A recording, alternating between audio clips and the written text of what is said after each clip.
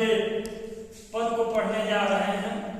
काव्य में जो पहला पाठ आपका है वह सूरदास द्वारा रचित पद्य नामक पाठ है।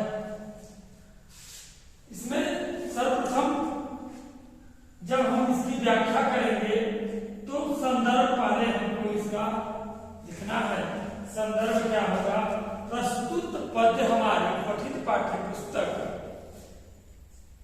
काव्य संकलन में संकलित सूरदास द्वारा रचित पद्य नामक पाठ से लिया गया है। यद्यपि आप यह भी लिख सकते हैं कि कहां से उद्धृत किया गया है, तो यह सूर सागर से लिया गया है और आपके पुस्तक में पद के नाम से दिया है, जिसको आप सूरदास जी के पद के नाम से पढ़ते हो। उसके बाद आप प्रसंग लिखेंगे। प्रसंग क्या होगा? प्रस्तुत पद्य में भगवान श्री कृष्ण के चरण कमल की वंदना की गई है। उसके बाद आपको व्याख्या लिखनी है। वो व्याख्या क्या है? चरण कमल बंदो हरियाई, जाट कृपा पम विलंग है, अंधे को सब कुछ दर्शाई, पहले सुने गूंगे मुनि बोले, रंग चले सिर छत्र धराई, सूरदास स्वामी करुणामय, बार बार बंदोती पाई। तो संदर्भ आपका हो गया कि प्रस्तुत पद्य हमारी पठित पाठ्य पुस्तक काव्य संकलन में संकलित सूरदास द्वारा रचित पद्य नामक पाठ से लिया गया है। प्रसंग प्रस्तुत पद्य में भगवान श्री कृष्ण के चरण कमल की वंदना की गई है। उसको व्याख्या तो यहाँ पर देखिए, चरण में चरण, कमल, बंदों में वंदना करता हूँ किसके? हरिराई अर्थात भगवान श्री कृष्ण के। भगवान श्री कृष्ण कौन थे? भगवान श्री कृष्ण भगवान विष्णु के अंशावतार थे, इसलिए यहाँ पर हरि का भी प्रयोग किया गया है, अर्थात भगवान श्री कृष्ण। जाक मने जिनकी, जाक मने जिनकी कृपा से, पंग मने लंगड़ा व्यक्ति, गिरि मने पर्वतों को, लंघे मने लांग जाता है और अंधे को सब कुछ दर्शाई अर्थात दर्शाई मने दिखाई देने लगता है। बहिरो सुने, बहरा सुनने लगता है, गूंगे कुंज बोले अर्थात गूंगा व्यक्ति बार बार बोलने लगता है। रंग चले सिर छत्र धराई अर्थात रंग मने दरिद्र व्यक्ति और छत्र मने मुकुट धारण करने वाला अर्थात मुकुटधारी बन जाता है। सूरदास स्वामी करुणा में, करुणा में मतलब करुणा के सागर अर्थात ईश्वर कौन है? करुणा के सागर हैं, दीन दयाल हैं। जैसे एक जगह उदाहरण आप देखते हैं कि देख सुदामा की दीन दशा करुणा निधि करुणा करके रोए, तो वहां पर करुणा निधि संबोधित किया गया है भगवान को। और करुणा में करुणा में करुणानिधि, करुणा के सागर अर्थात हमेशा सभी पर दया करने वाले। बंधु मतलब आप ऊपर जान ही चुके हैं, बंधुओं में वंदना करना। तो अब इसका आप व्याख्या करिए। व्याख्या क्या? चरण कमल बंदो हरिराई, मैं भगवान श्री कृष्ण के चरण कमलों की वंदना करता हूँ।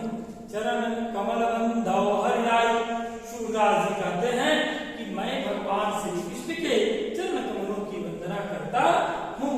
जाकी कृपा पंग विलंघे, अंधे को सब कुछ दर्शाई, जिनकी अनुपम कृपा से लंगड़ा व्यक्ति दुर्गम पर्वतों को लांघ जाता है और अंधे व्यक्ति को सब कुछ दिखाई देने लगता है।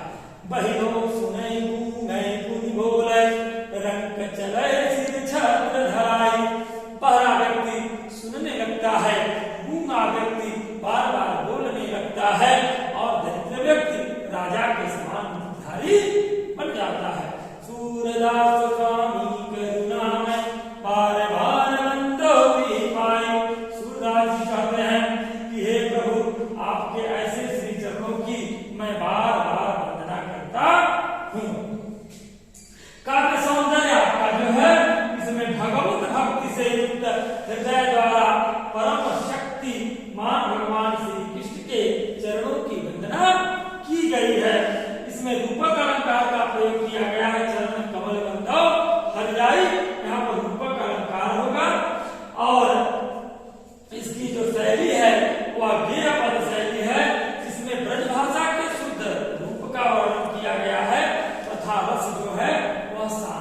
ठीक है ना।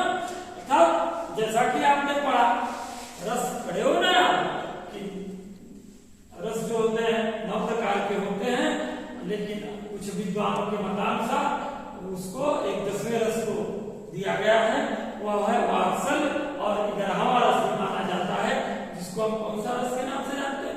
भक्ति के नाम से जानते हैं। तो यहाँ पर मन की शांति हो रही है, इसलिए यहाँ पर शांत रस की प्राप्ति हो रही है। तो एक बार और देखिए, चरण कमल बंधव हरिराई, जाकी कृपा पंग विरंगे, देखो सब कुछ दर्शाई, पहले सुने घूमे उन्हीं बोले, रंग चले सिर छत्र धराई, सूरदास स्वामी करुणामय, बार बार बंदो की पाई, मैं भगवान श्री कृष्ण के चरण कमलों की वंदना करता हूँ, जिनकी अनुपम कृपा से लंगड़ा व्यक्ति दुर्गम पर्वतों को लांघ जाता है और अंधे को सब कुछ दिखाई देने लगता है, बहरा सुनने लगता है, गूंगा व्यक्ति बार बार बोलने लगता है, और दरिद्र व्यक्ति राजा के समान मुकुटधारी बन जाता है।